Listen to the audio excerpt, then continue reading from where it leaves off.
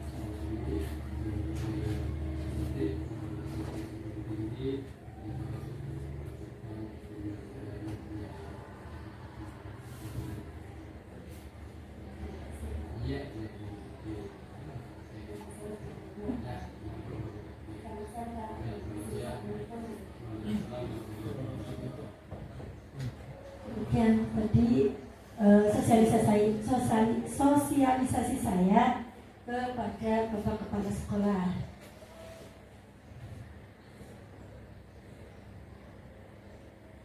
Tujuan dari diseminasi kita hari ini yang pertama adalah menyampaikan pembelajaran dari penerapan konsep inti dari modul 1.4 yaitu tentang budaya positif, serta pemahaman mengenai konsep-konsep inti dalam budaya positif. Topik diseminasi yang nanti kita akan pelajari bersama, kita berjuara pendapat ya Bapak Ibu. Di sini saya tidak maaf menggurui Bapak Ibu guru semuanya, tapi kita di sini adalah sifatnya berbagi pengalaman, berbagi pemahaman kepada Bapak Ibu semuanya. Topiknya yang pertama, 1 disiplin positif dan nilai-nilai kebajikan universal. Yang kedua, teori motivasi, hukuman dan penghargaan, restitusi. 3, keyakinan kelas. 4, kebutuhan dasar manusia dan dunia berkualitas. 5, restitusi. 5, posisi kontrol. 6, restitusi. Segitiga restitusi. Pertanyaan pemantik Bapak Ibu, apakah Anda setuju dengan pernyataan ini? 1, hukuman dapat mendisiplinkan anak.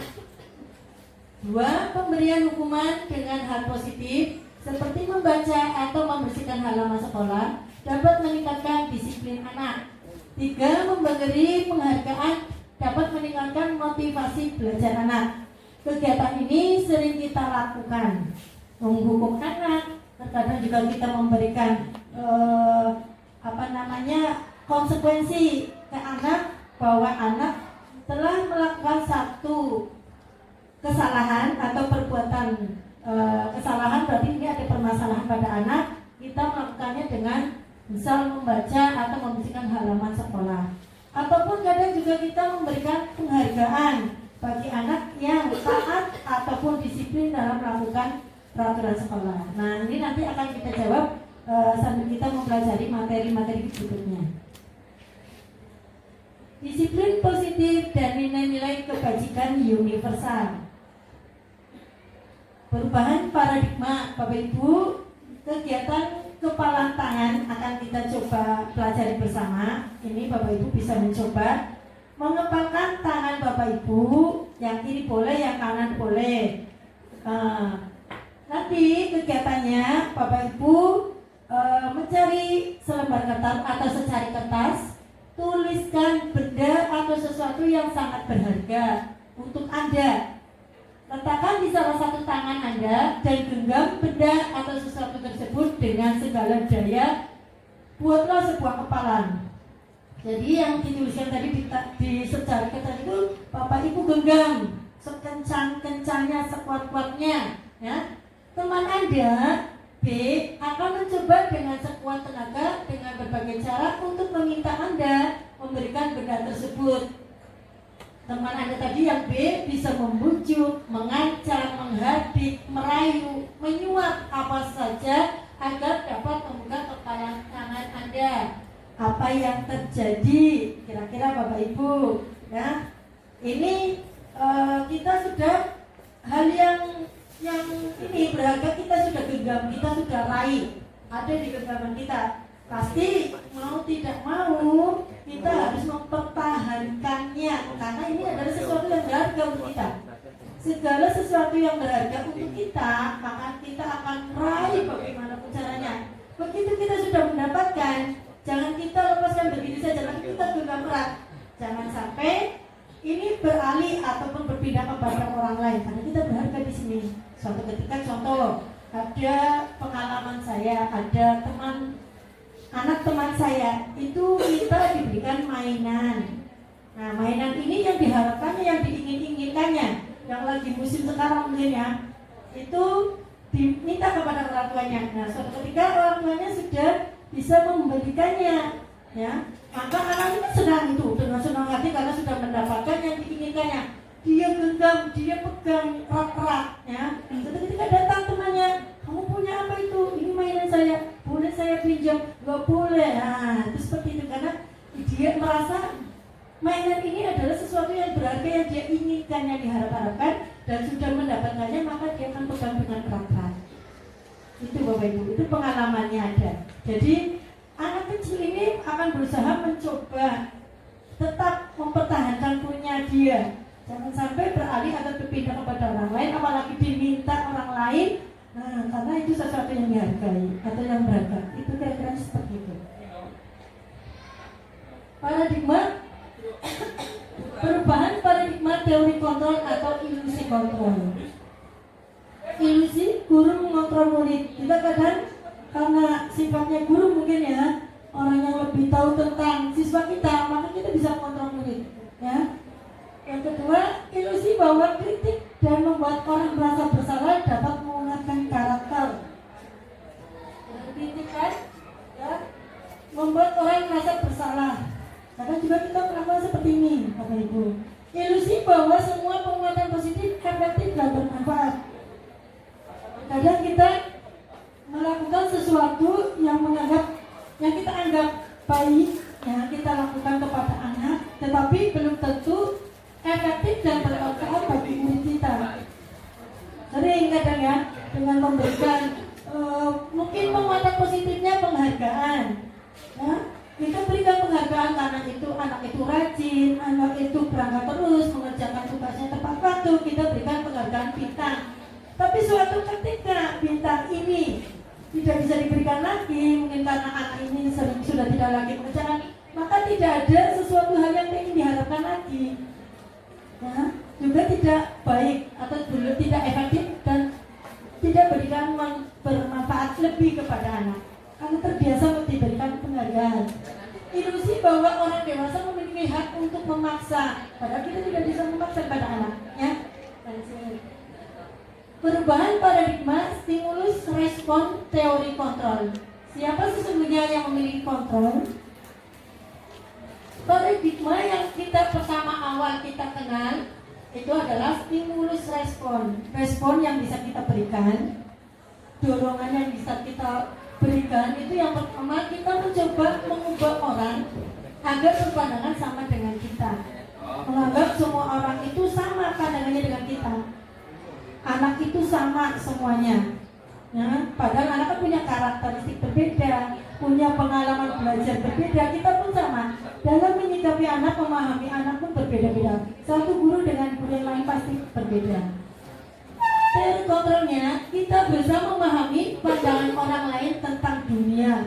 Seperti apa sih kita melihat murid kita, ya, dari masing-masing karakter yang dimiliki oleh peserta didik kita. Yang kedua, perilaku buruk dilihat sebagai suatu kesalahan. Ya. Semua perilaku, teori kontrolnya, semua perilaku memiliki tujuan. Nah, setiap kegiatan ataupun tindakan perilaku yang dilakukan anak pasti memiliki tujuan. Nah, nanti tujuannya ini bisa mengarah kepada tujuan yang positif maupun tujuan yang negatif. Kita sifatnya nanti adalah sebagai menuntun, ya, menuntun anak agar pasti memiliki perilaku yang positif. Stimulus respon berikutnya, orang lain bisa mengontrol saya. Nah, berarti saya bisa dikontrol oleh orang lain. Nah, teori kontrolnya hanya Anda yang bisa mengontrol diri Anda. Kita lah sendiri yang bisa mengontrol diri kita, bukan orang lain. Ya. Kenapa? Karena ya kita yang mengetahui kelemahan, kekuatan yang kita miliki dalam memberikan pembelajaran di kelas untuk bisa menuntun anak ya kita sendiri. Seperti apa sih kemampuan kita, kelebihan kita, kekurangan kita, kita sendirilah yang mengetahui. Maka yang mengontrol diri kita adalah diri kita sendiri. Saya bisa mengontrol orang lain. Stimulus respon yang kita biasa pahami itu seperti itu. Saya bisa mengontrol orang lain. Nyatanya kita tidak bisa mengontrol orang lain. Kenapa? Ya tadi karena masing-masing orang memiliki karakteristik, memiliki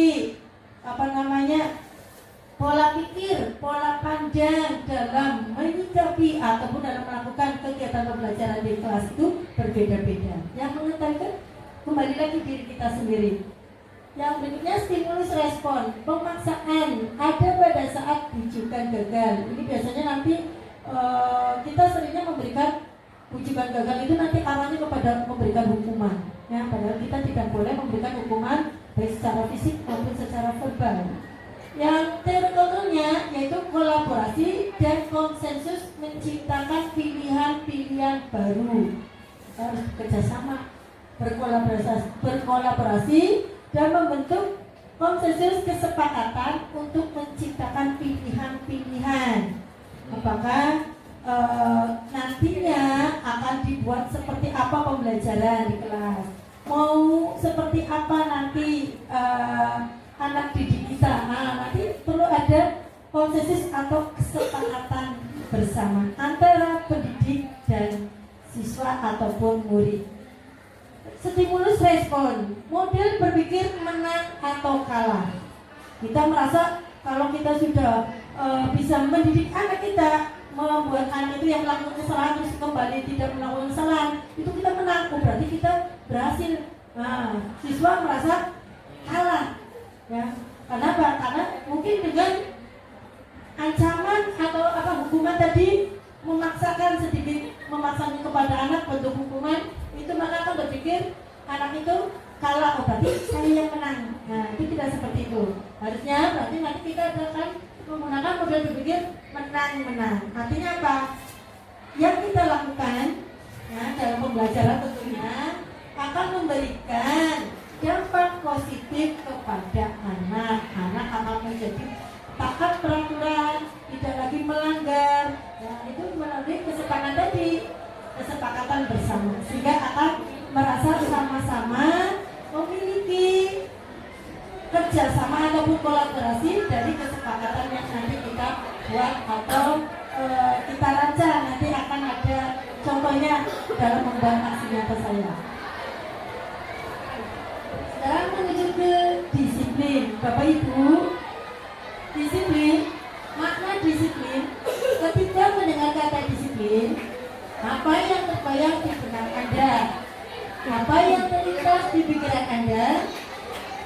Kebanyakan orang akan menghubungkan kata disiplin dengan tata tertib, teratur, dan kepatuhan pada peraturan. Kata disiplin juga sering dihubungkan dengan hukuman. Kalau disiplin maka anak itu diberikan hukuman. Biasanya di masa kita, di pemikiran kita itu seperti itu. Padahal itu sungguh berbeda.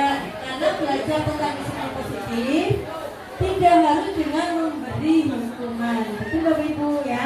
Kalau memberikan hukuman itu tidak akan menimbulkan anak akan menjadi disiplin, maka itu akan menjadi anak ini sama sekali tidak mengindahkan kita.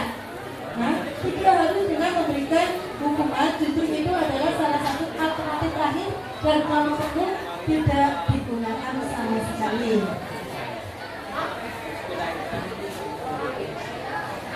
Makna disiplin. Disiplin berasal dari bahasa Latin yaitu disiplina yang artinya belajar. Disiplin diri membuat orang menggali potensinya menuju sebuah tujuan apa yang dia hargai. Makna kata disiplin telah berubah menjadi sesuatu yang dilakukan seseorang pada orang lain untuk mendapatkan kepatuhan. Kecenderungan umum adalah menghubungkan kata disiplin dengan ketidaknyamanan atau hukuman, bukan dengan apa yang kita hargai atau pencapaian suatu tujuan mulia. Lanjut ke nilai-nilai kebajikan universal. Nilai kebajikan adalah sifat-sifat positif manusia. Tapi setiap kita itu memiliki sifat positif Bapak Ibu, yang merupakan tujuan mulia yang ingin dicapai setiap individu.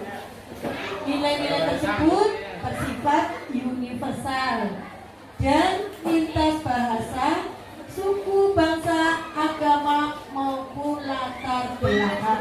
Jadi Bapak Ibu, nilai-nilai kebajikan ini atau nilai-nilai ini tidak terpaku pada satu bahasa ataupun suku bangsa, agama pun atau latar belakang dari satu orang dengan orang lain. Nah, berarti ini merupakan sifat positif setiap manusia yang dimiliki dengan tujuan mulia. Itu pastinya ya Bapak Ibu. Terus yang pertama, setiap perilaku atau perbuatan memiliki suatu tujuan. Menurut Dr. William Glasser pada teori kontrol 1984. Dua, dengan mengaitkan nilai kebajikan yang diyakini seseorang, maka motivasi intrinsiknya akan terbangun, nah, tumbuh dari dalam dirinya sendiri, sehingga menggerakkan motivasi dari dalam untuk dapat mencapai tujuan mulia yang diinginkan menurut Jerry Gosen tahun 1998. Ini Bapak Ibu yang baru datang, selamat datang. Ini saya ulangi lagi Bapak Ibu. Yang tiga, nilai-nilai kebajikan yang ingin dicapai oleh setiap anak Indonesia kita kenal dengan profil pelajar Pancasila, yaitu meliputi satu, beriman, bertakwa kepada Tuhan Yang Maha Esa dan berakhlak mulia. Dua, mandiri. Tiga, bernalar kritis. Empat, berkebinekaan global. Lima, bergotong royong. Enam, kreatif. Ini yang nanti akan kita coba untuk mewujudkan profil pelajar Pancasila dengan kita membiasakan disiplin kepada anak, karena tema kita hari ini adalah budaya positif. Berikutnya teori motivasi, hukuman dan penghargaan restitusi.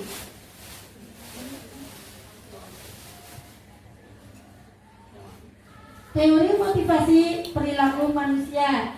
Satu, untuk menghindari ketidaknyamanan atau hukuman. Ini biasanya nanti akan muncul pertanyaan, apa yang akan terjadi apabila saya tidak melakukannya, semata-mata karena ada hukuman, punishment, maka kita baru akan melaksanakan. Nah, ini berarti motivasi eksternal, muncul dari adanya dorongan dari luar. Kenapa? Karena kita takut ada hukuman, karena hukuman ada sanksinya, maka kita akan baru melaksanakannya. Dua, untuk mendapatkan imbalan dari orang lain atau institusi. Biasanya akan muncul pertanyaan, apa yang akan saya dapatkan apabila saya melakukannya? Berarti ada yang ingin diharapkan, bisa bentuknya penghargaan, imbalan, ataupun satu bentuk reward, ya. Ini berarti muncul bukan belum dari dirinya sendiri, melainkan dari dorongan luar, ingin mengharapkan penghargaan atau imbalan ataupun reward. Yang ketiga, untuk menghargai diri sendiri. Nah, yang ketiga ini, saya akan menjadi orang yang seperti apa bila saya melakukannya. Nah, ini akan muncul dorongan atau motivasi internal, tujuan disiplin positif dari diri kita. Ini yang nanti akan kita harapkan adalah bisa memunculkan motivasi menghargai diri sendiri. Selanjutnya, merdeka. Nah, merdeka tidak hanya terlepas dari perintah, akan tetapi juga cakap buat memerintah diri sendiri. Menurut filosofi dari Ki Hajar Dewantara, kita selaku manusia, ya, semuanya memiliki kemerdekaan untuk diri kita sendiri. Nah, tidak hanya terlepas dari perintah, kita terlepas dari perintah, aturan ataupun apa, tetapi juga cakap untuk bisa memerintahkan diri kita sendiri. Berarti kembali lagi munculnya dorongan atau motivasi internal dari dalam diri kita sendiri, maka akan muncul merdeka untuk kita, ya. Sebagai seorang guru, saat Anda hadir mengajar di kelas, tepat waktu, motivasi apakah yang mendasari tindakan Anda? Satu, apakah Anda datang tepat waktu karena tidak ingin ditegur oleh atasan Anda dan kemudian mendapat surat peringatan? Ini adalah satu motivasi eksternal apa internal ini Bapak Ibu?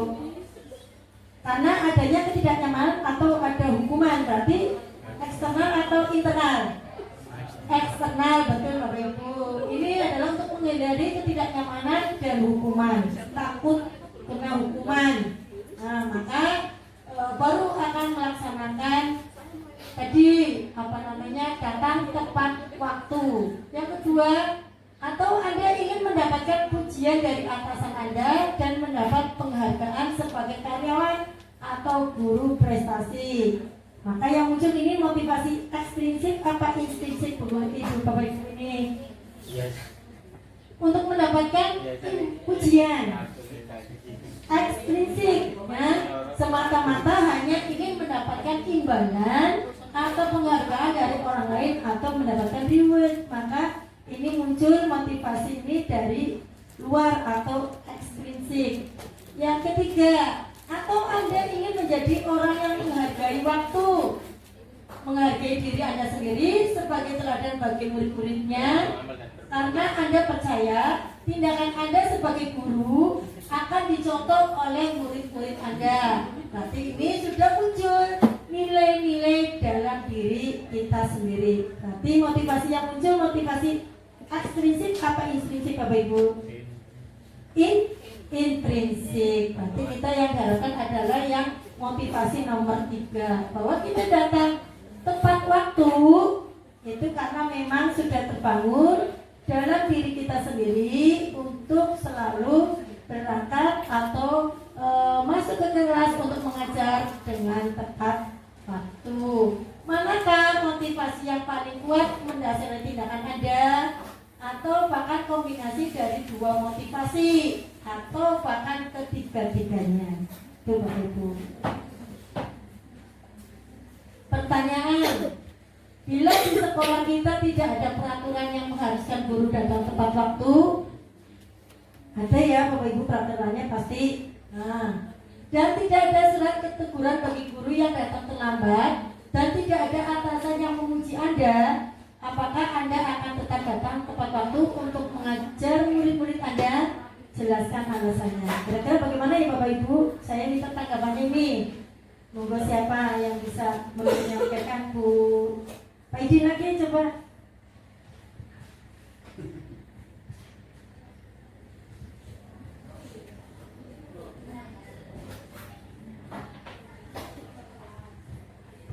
Baik, terima kasih Bu Umi. Waktunya izinkan saya menjawab, menyampaikan pendapat saya.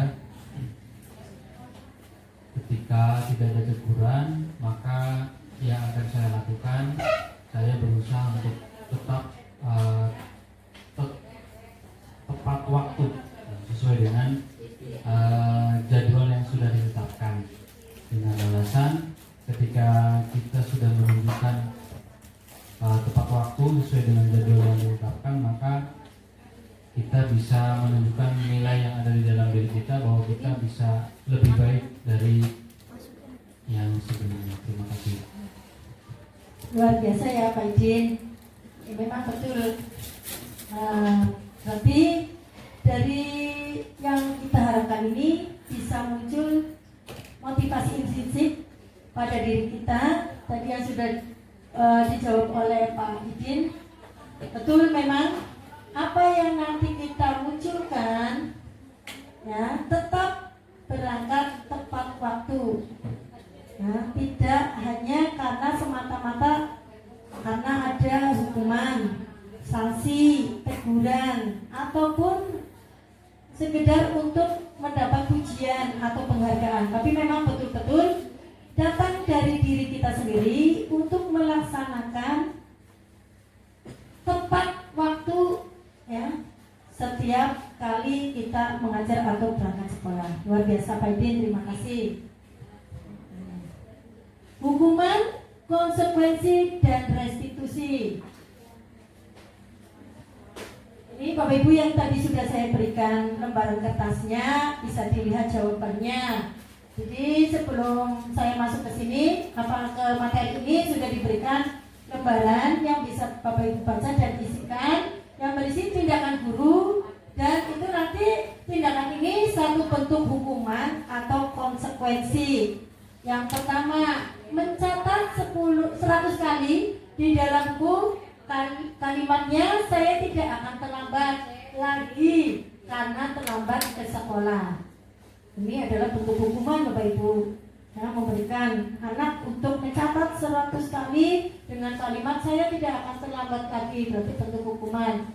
Yang kedua, lari mengelilingi lapangan basket 2 kali karena terlambat hadir di sekolah. Nah, ini bentuk hukuman. Yang ketiga, murid diminta untuk push up 15 kali karena tidak menggunakan masker ke sekolah. Ini satu bentuk hukuman. Menggantikan kertas tugas teman yang telah dicoret-coret. Nah, tindakan yang kita lakukan, menggantikan kertas tugas teman yang telah dicoret-coret, ini bentuk konsekuensi. Yang keempat, 1, 2, 3, 4, 5, membersihkan tumpahan air di meja tulis karena tersenggol pada saat belajar. Ini bentuk konsekuensi. Terus selanjutnya, murid disuruh untuk mengenakan sepatu seharian di sekolah karena tidak mengenakan sepatu hitam. Ini adalah bentuk hukuman. Selanjutnya, lari mengelilingi lapangan basket 2 kali karena terlambat 10 menit untuk pelajaran PJOK.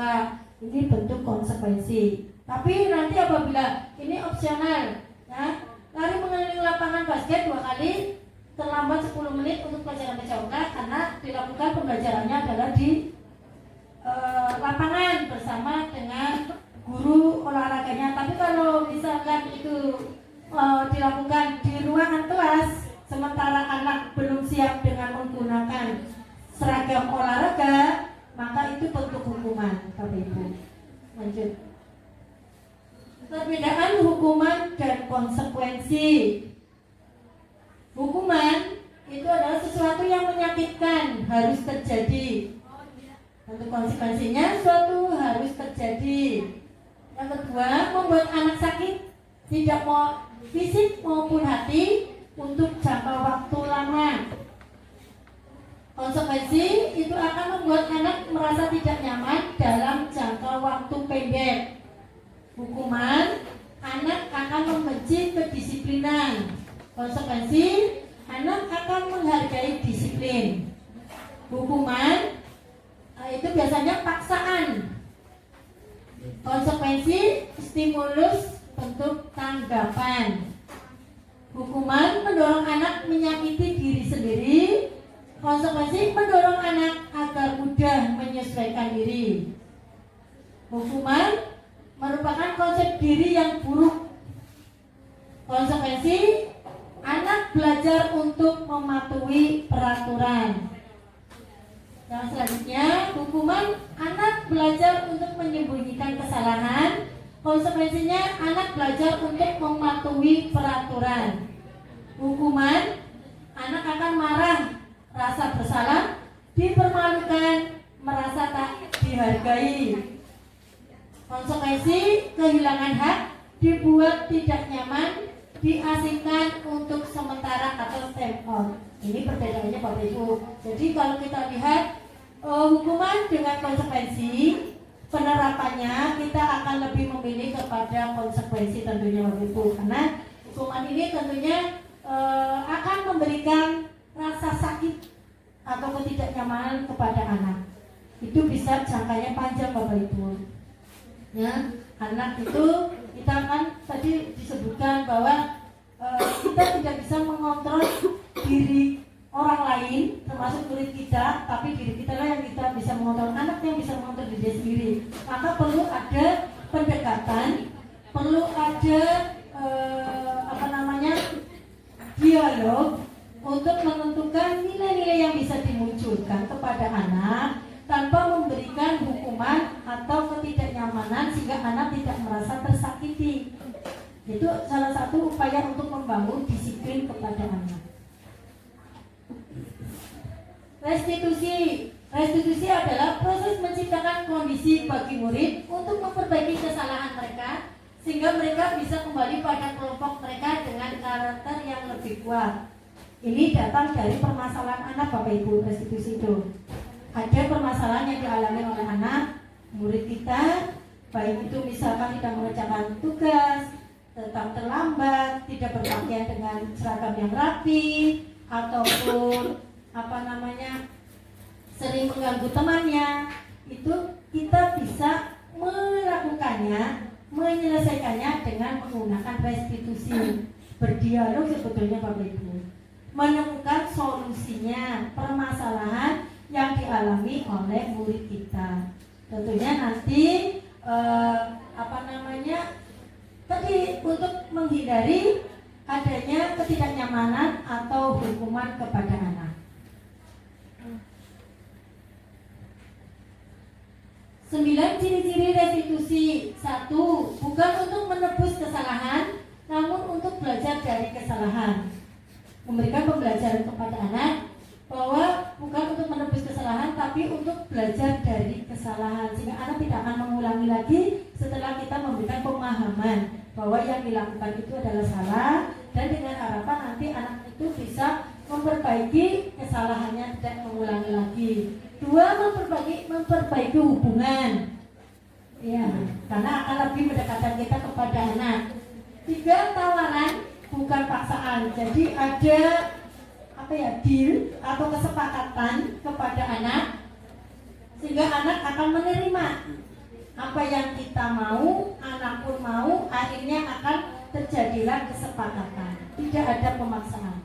4. Restitusi menuntut untuk melihat ke dalam diri, seperti apa sih yang dikehendaki anak, apa yang anak inginkan, apa yang murid inginkan, agar tidak diulangi lagi kesalahan atau masalah-masalah yang ditimbulkan oleh murid. 5. Restitusi mencari kebutuhan dasar yang mendasari tindakan. 6. Restitusi diri adalah cara yang paling baik.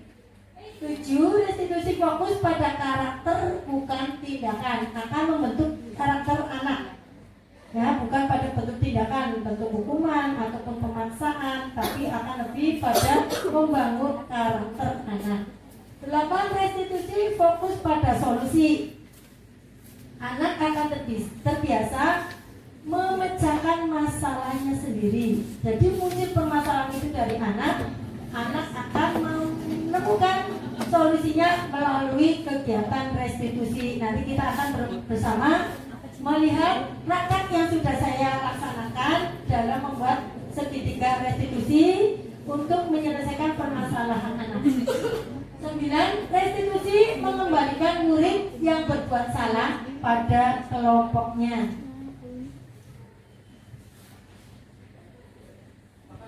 Keyakinan kelas, ya, Bapak Ibu, kita akan mencoba untuk memahami apa itu keyakinan kelas. Mengapa tidak peraturan saja?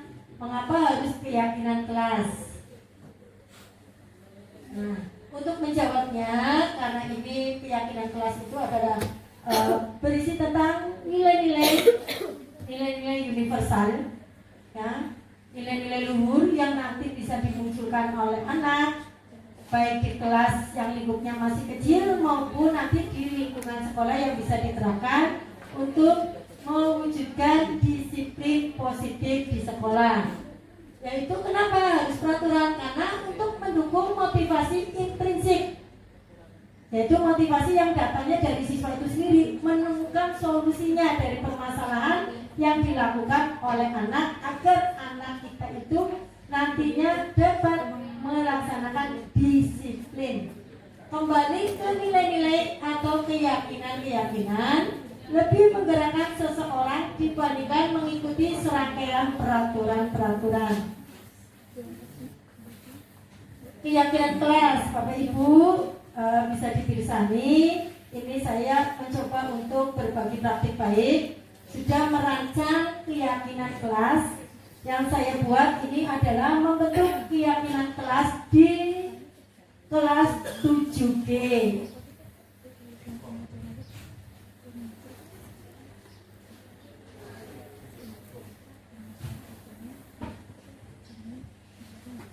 Bukan, ini di sini.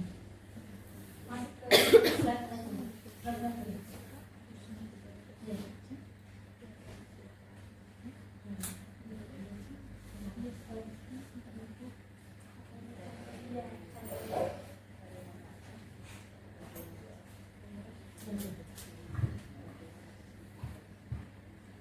Silakan Bapak Ibu lihat tayangan ini, aksi nyata saya untuk membentuk keyakinan kelas.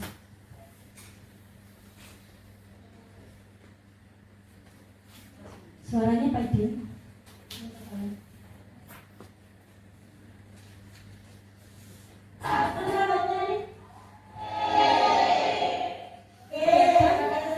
Yang pertama, ini adalah saya melakukan sosialisasi tentang keyakinan kelas di kelas 7D.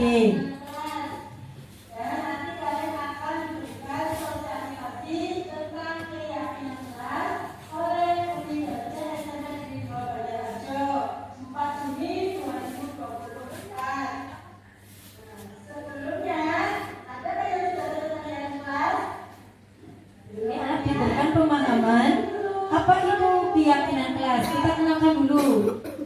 Apa itu keyakinan kelas?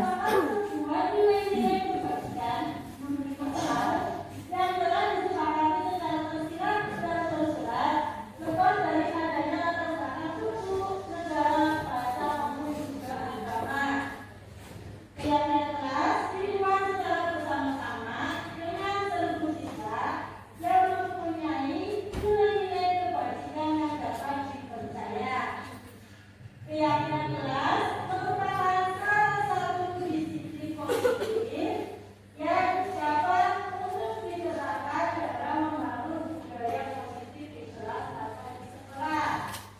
Keyakinan juga diterapkan Dilanjutkan dengan membacakan langkah-langkah dalam penyusunan keyakinan kelas. untuk membangun budaya positif di kelas. Oke. Selanjutnya, nanti kita akan membuat keyakinan kelas. Bagaimana caranya pembentukan keyakinan kelas itu? Satu, nanti kalian akan bersurat pendapat atau diskusi tentang peraturan yang perlu disepakati di kelas. Yang pertama, siswa berdiskusi. Nah, dalam kelas ini saya membagi 6 kelompok untuk mendiskusikan keyakinan kelas.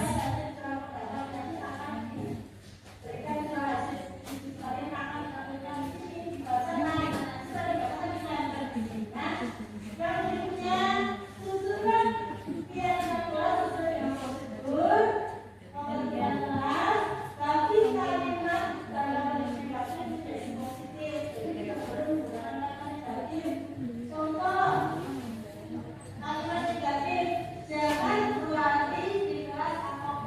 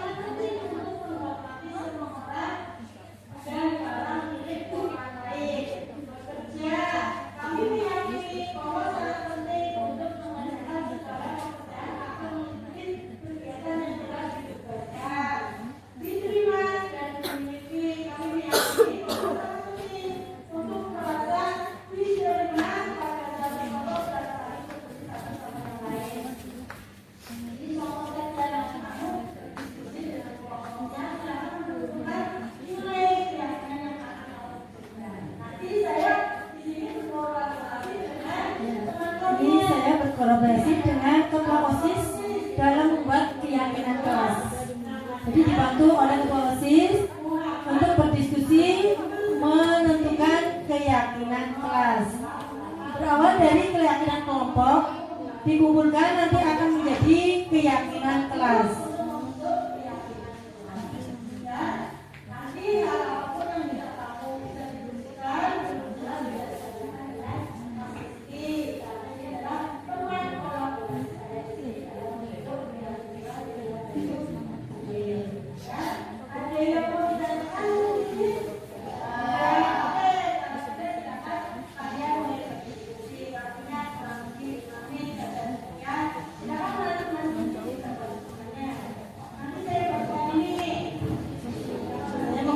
Kertas tempel yang nanti akan ditempelkan setelah terbentuk kesepakatan kelompok.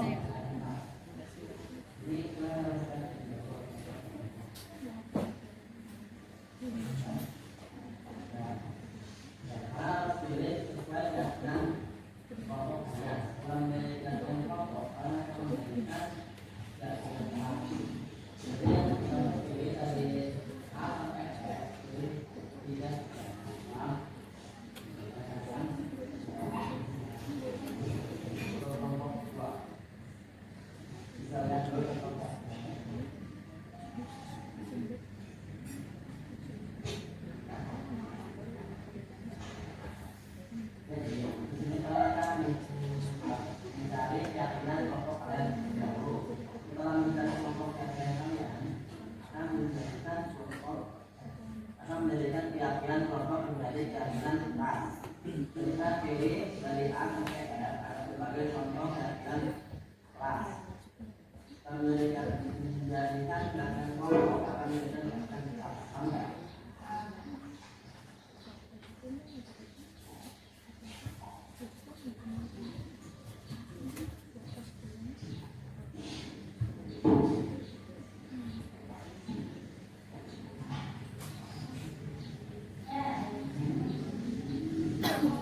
masing-masing kelompok membacakan hasil diskusi keyakinan kelompok dan menempelkannya yang di kertas putih yang sudah saya tempelkan di papan tulis.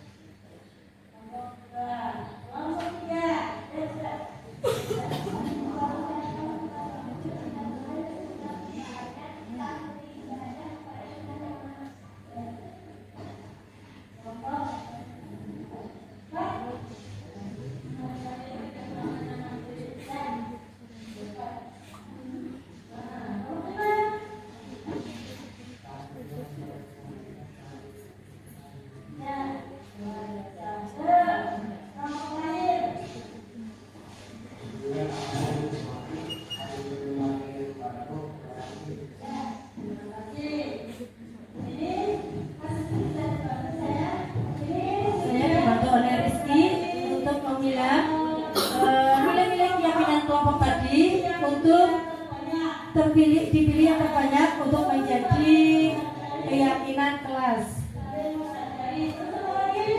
Yang terpilih terbanyak itu tadi saling menghargai, taat beribadah kepada Tuhan Yang Maha Esa, menjaga kebersihan lingkungan,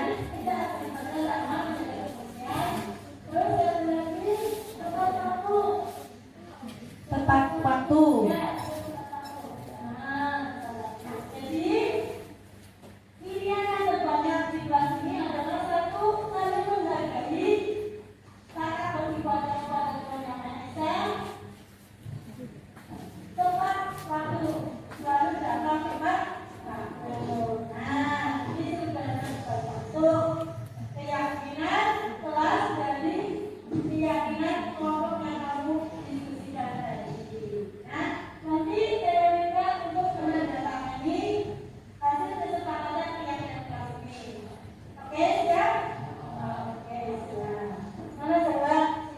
Perwakilan kelas yaitu ketua kelas untuk menandatangani kesepakatan kelompok yang sudah terpilih untuk menjadi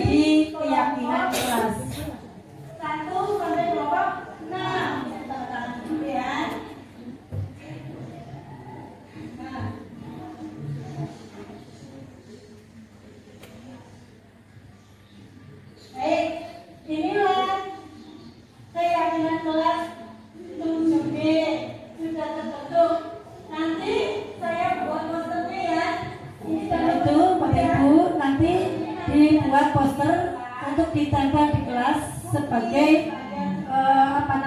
peraturan kelas dari hasil keyakinan kelas yang terbentuk. Terima kasih atas kolaborasinya dengan Mas Rizky dan kalian semua sudah bisa masuk keyakinan kelas. Selamat siang dan semoga kelas 7B dapat mewujudkan Bapak Ibu, ini membentukkan keyakinan kelas ini karena muncul ada permasalahan-permasalahan dari anak, yaitu banyak anak yang datang terlambat, terus tidak mengerjakan tugas.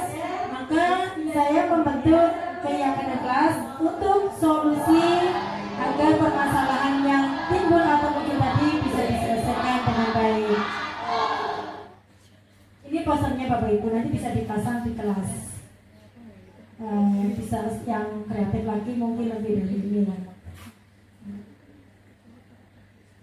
Sekarang Bapak Ibu, kertas yang tadi juga ini ada pertanyaan yang kedua.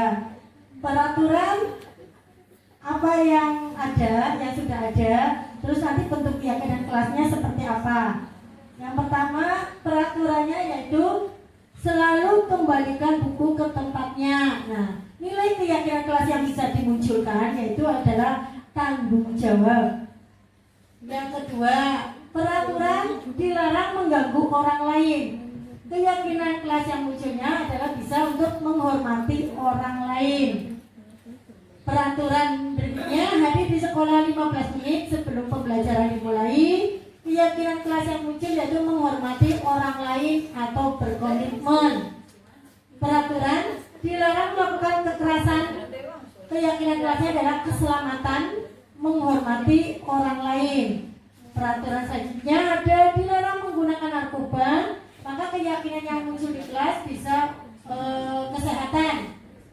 Peraturan pergantian atau menunggu giliran antri. Biasanya kalau wudhu ataupun kita masuk kelas itu dibiasakan antri. Maka keyakinan kelas yang nanti bisa dimunculkan adalah menghormati orang lain atau bersabar. Peraturan gunakan masker. Maka muncul keyakinan kelasnya adalah kesehatan atau keselamatan. Peraturan jangan berlari di kelas atau di koridor. Keyakinan kelas yang muncul adalah keselamatan ataupun demi keamanan.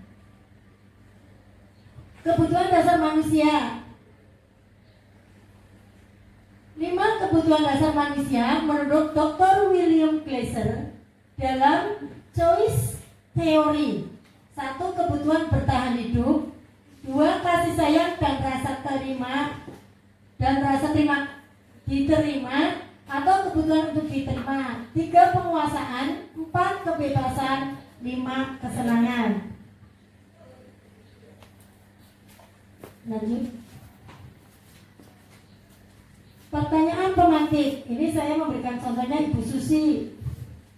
Ibu Susi, guru wali kelas 9E di SMP Negeri 2 Banjarharjo, sedang bingung menghadapi ulah salah satu murid di kelasnya, yaitu Dika. Beberapa anak di kelas 9D telah datang padanya dan mengeluhkan Dika yang seringkali meminta bekal makan siang mereka dengan paksa. Jika Anda menghadapi situasi seperti itu, seperti Ibu Susi, apa yang Anda lakukan? Menurut Anda, kira-kira apa alasan Dika melakukan hal itu? Nah, dilihat dari kasus ini Bapak Ibu, kita harus memahami dulu apa sebetulnya alasan Dika melakukan tindakan itu dengan meminta paksa jatah makan ataupun bekal makan dari temannya. Kita tanya dulu, apa alasannya kamu? Jangan kita langsung memberikan hukuman. Kembali lagi kepada 5 kebutuhan tadi, Bu Indah. Nah, dari 5 kebutuhan ini, tadi di kasus Bu Susi, itu kira-kira itu Dika itu untuk memenuhi kebutuhan yang mana Bapak Ibu? Kebutuhan yang mana kira-kira? Atau Bu Susi mau menjawab, maju ke depan sini, memberikan contoh apa nanti saya bantu. Bu Susi, ya, maju nggak apa-apa ya Bapak Ibu. Untuk memenuhi kebutuhan apa tadi Bu Susi Dika dengan melakukan sering meminta paksa jatah itu apa namanya bekal makanan yang dibawa oleh temannya, tapi Dika sering meminta paksa. Itu kira-kira Dika itu alasannya apa ya Bang? Kalau dikaitkan dengan 5 kebutuhan dasar manusia ini menurut Bu Susi. Kalau menurut saya itu berarti Dika nomor 1 ya Bu. Punya kebutuhan bertahan hidup, mungkin di rumahnya tidak bisa sarapan sama ibunya, atau misalnya nggak dikasih sangu, ya. Seperti itu. Ya, terima kasih Bu Susi. Bisa ya? Mungkin karena tidak dikasih sangu, merasa lapar, melihat temannya membawa bekal makanan, maka diminta paksa. Itu ya Bapak Ibu. Atau mungkin yang kedua, kasih sayang dan rasa diterima, pengen diberi sama temannya. Kok saya nggak dikasih sih? Tapi dengan caranya mungkin maksa. Karena saya kan temannya juga, pengen diperhatikan, pengen diterima sebagai temannya. Mungkin itu juga bisa.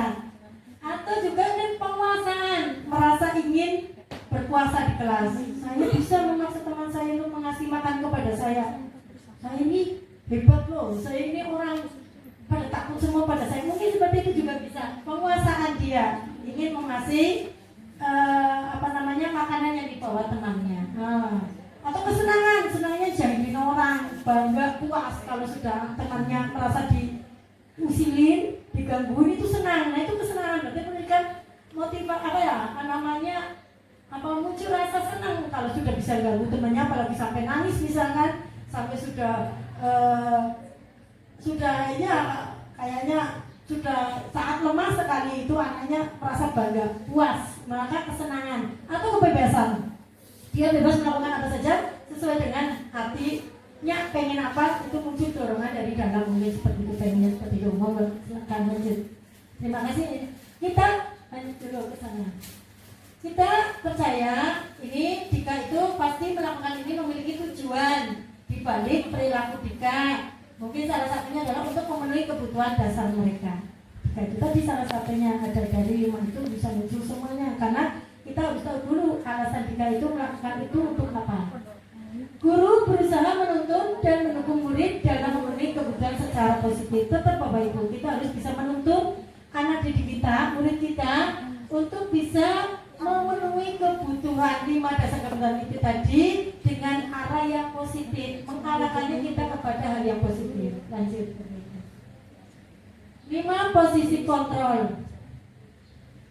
5 posisi kontrol itu ada 5.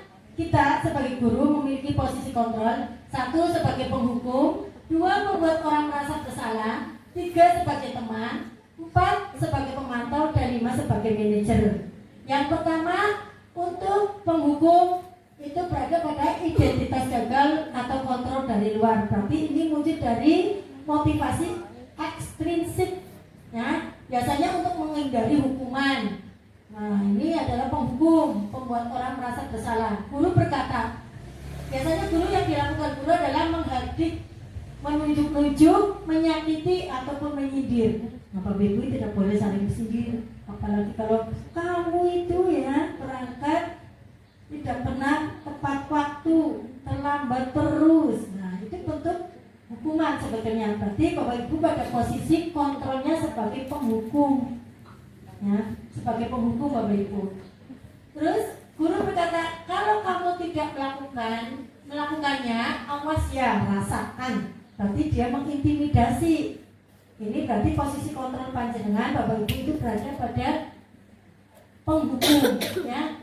Terus hasilnya anak akan memberontak, menyalahkan orang lain ataupun bisa berbohong. Iya Bapak Ibu, anak misalkan berbohong, enggak Bu, bukan saya Bu, karena takut, padahal dia yang melakukannya. Bukan Bu, benar Bu, bukan saya Bu yang melakukannya.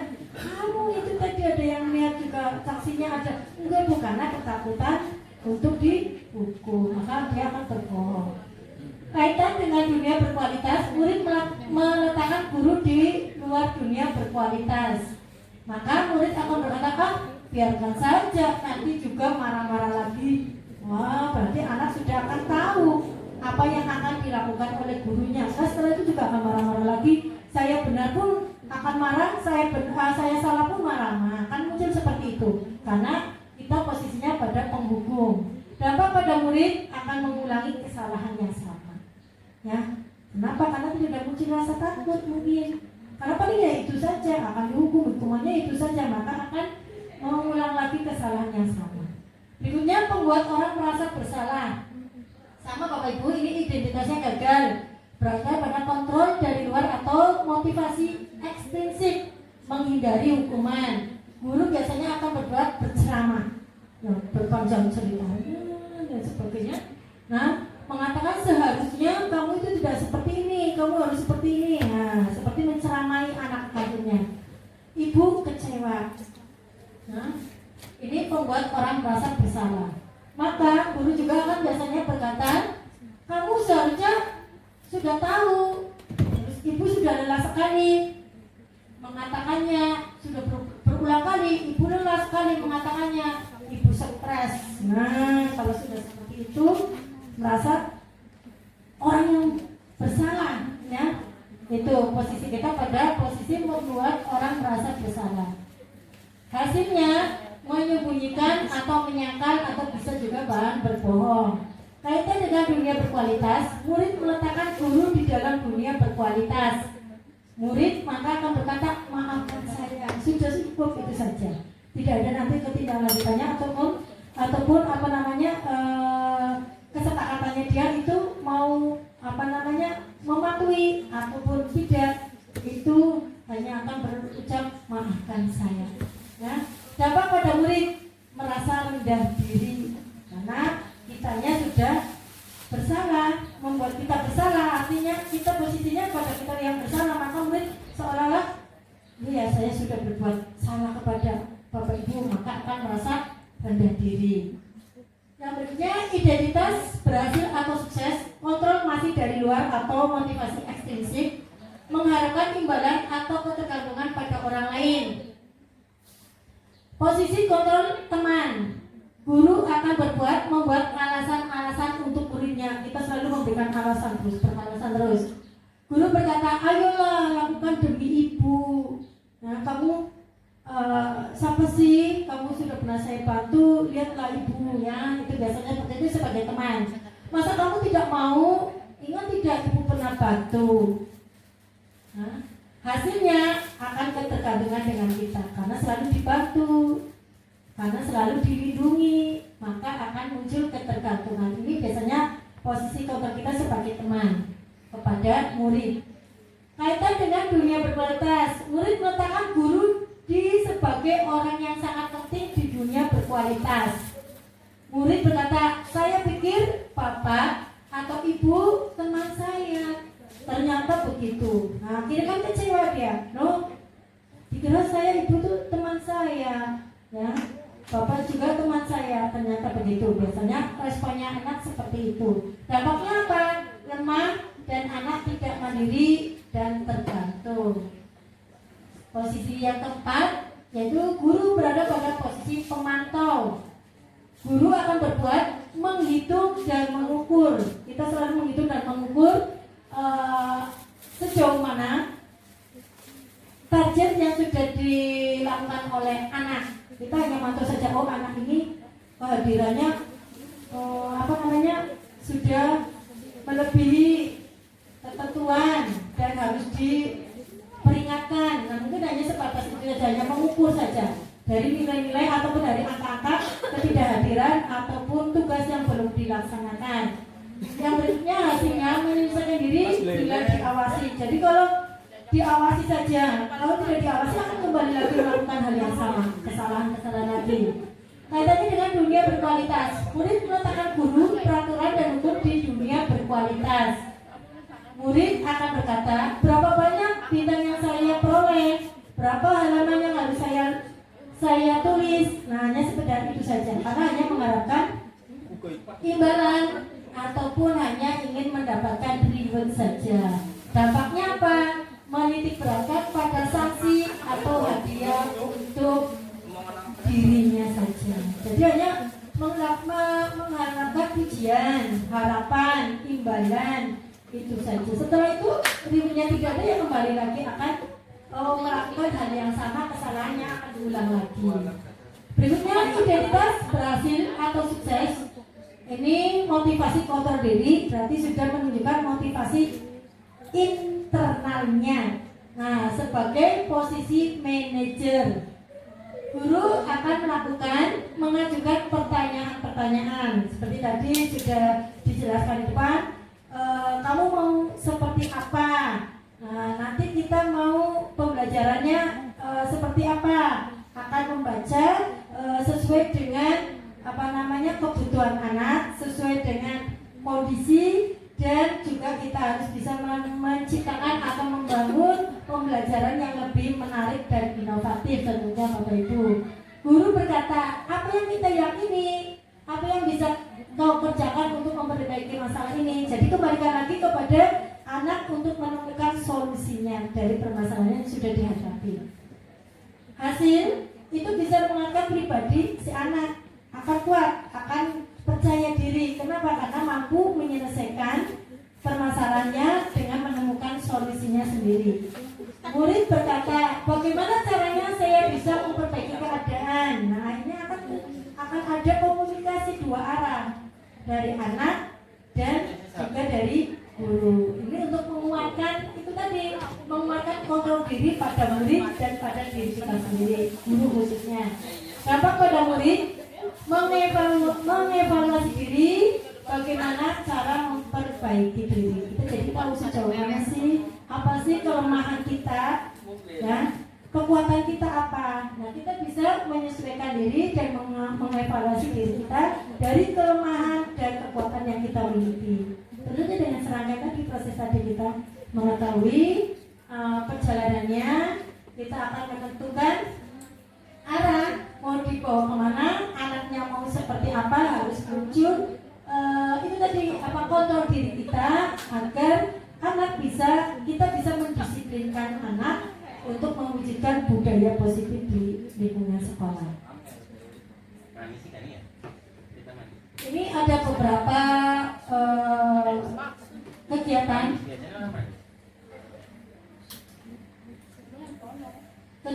yang sering kita lihat, atau ini bentuknya kalimat saja, saya buat kalimat. Nanti masuk kepada posisi kontrol yang mana, guru itu ya. Sudah lembaran tadi saya berikan, Bapak Ibu sudah mengerjakan. Ini kita coba bahas bersama. Saya kecewa sekali dengan kamu. Nah, berarti membuat orang merasa bersalah. Kita posisi pada guru membuat orang merasa bersalah. Yang kedua, kamu tidak pernah benar melakukannya. Berarti kita penghukum, Bapak Ibu. Posisi kontrol kita itu sebagai penghukum. Ayolah, lakukan demi ibu atau bapak. Ini menganggap murid kita itu sebagai teman, meminta. Ayolah, lakukan demi ibu atau bapak. Berarti posisi kontrol guru itu pada teman. Yang ketiga, 4. Apakah kamu mau mendapatkan stiker bintang hari ini? Berarti ini motivasi apa? Motivasi ekstrinsik, karena hanya ingin mengharapkan stiker bintang, rewardnya. Apakah kamu mau mendapatkan stiker bintang hari ini? Berarti guru posisinya sebagai pemantau. Anak hanya akan mendapatkan, akan melaksanakan disiplin ataupun berusaha untuk memperbaiki kesalahannya hanya untuk mendapatkan reward ataupun penghargaan. Berarti motivasi yang muncul masih ekstrinsik. Bagaimana kamu bisa menyelesaikan masalah ini? Ini sudah pada posisi manajer. Inilah yang bisa kita pilih. Ini yang paling ideal menurut saya adalah pada posisi manajer. Kita bisa mengatur diri kita, juga kita bisa memberikan solusi pemahaman kepada anak agar anak dan setiap melakukan satu permasalahan atau melakukan kesalahan, maka kembali lagi anak itu untuk bisa menemukan solusinya sendiri pada posisi manajer. Yang berikutnya, kamu selalu yang paling terakhir, berarti pada posisi penghukum, Bapak Ibu. Baik, ke segitiga restitusi. Segitiga restitusi ini ada langkah-langkahnya, ada 3 langkahnya. Yang pertama, menstabilkan identitas. Yang kedua, validasi tindakan yang salah. keyakinan. Kita bahas bersama ya Bapak Ibu sebentar saja. Yang pertama menstabilkan identitas. Nah, di sini kita akan memberikan satu pemahaman kepada anak bahwa setiap orang pasti pernah melakukan kesalahan.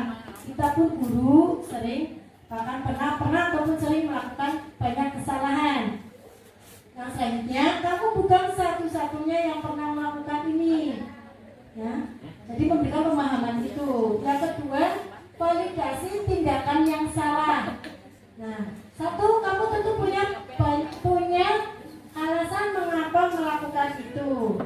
Jadi dari kesalahan yang dilakukan oleh anak, kita bisa memberikan satu pemahaman bahwa anak dalam melakukan satu permasalahan pasti memiliki alasan atau tujuan. Kita harus tahu itu. Tanyakan tujuannya apa, alasannya apa kamu terlambat, kenapa kamu tidak mengerjakan tugas, kenapa kamu telah mengumpulkan tugas, kenapa kamu tidak piket kelas. Kita harus tahu alasannya. Setiap tindakan yang dilakukan oleh anak, baik itu yang arahnya nanti positif maupun negatif, itu pasti ada tujuannya.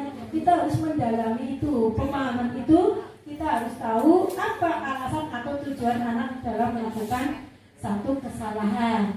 Adakah cara yang lebih efektif untuk mendapatkan apa yang kamu butuhkan? Apa caranya agar kamu bisa merubah, memperbaiki apa yang sudah kamu lakukan kesalahannya ya. Terus menanyakan keyakinan. Yang ketiga, menanyakan keyakinan. Keyakinan kelas apa yang telah kita sepakati.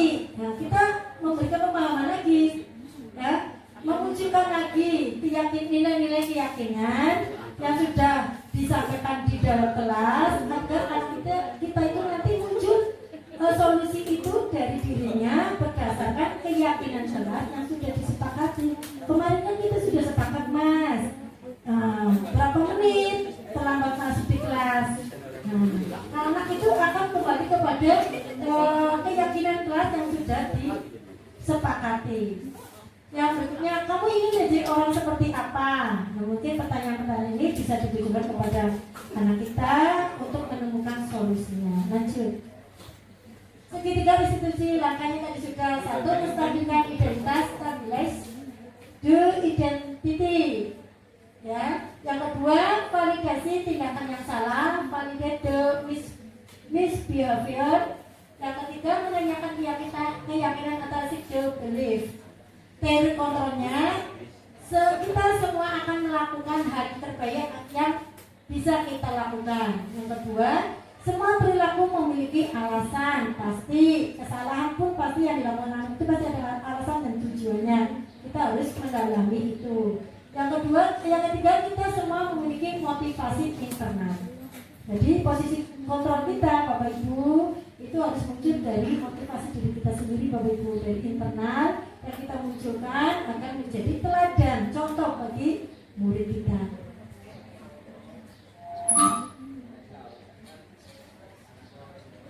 Ini saya akan mencoba membuat praktek tentang segitiga restitusi pada kasus murid sering datang terlambat. Ini kelas 8E, kebetulan namanya Faris. Kelas 8E datang terlambat.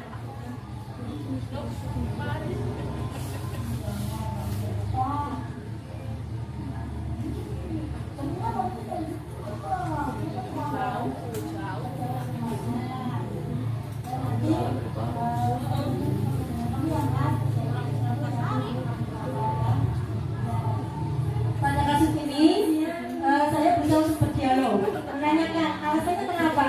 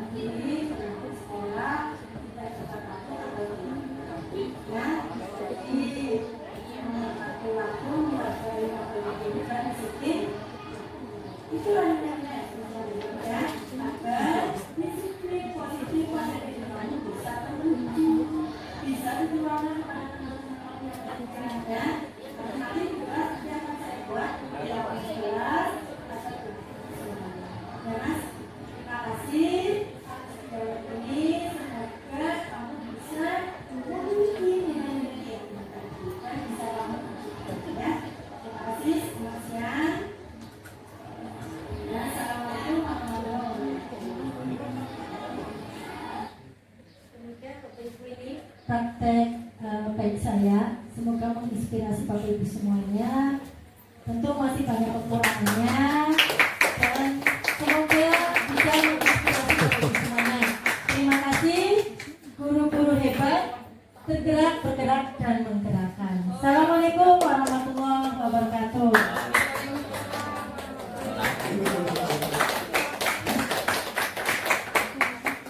Assalamualaikum warahmatullahi wabarakatuh. Kami dari kelas 7G sudah membuat keyakinan kelas bersama Bumi Daroja.